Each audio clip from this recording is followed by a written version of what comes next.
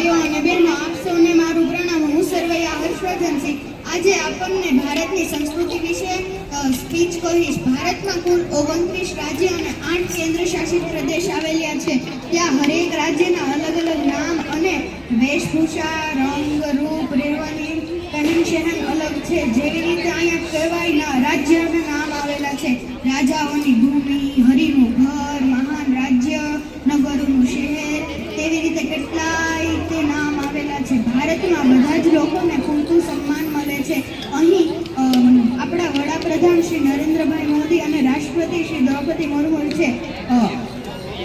ભારતમાં 29 રાજ્યમાં હરેક ધર્મ અલગ અલગ છે. હિન્દુ, બૌદ્ધ, જૈન, શીખ, પારસી બધાના અલગ અલગ રહેન સહેન છે, પણ બધાનો ઉદ્દેશ એક જ છે: સદમાર્ગ અપનાવો અને સત્ય બોલવું, અસત્ય કદી બોલવું નહીં. તેવી રીતે તે ઘણી નદીઓ છે: ગંગા, યમુના, સરસ્વતી, કાવેરી.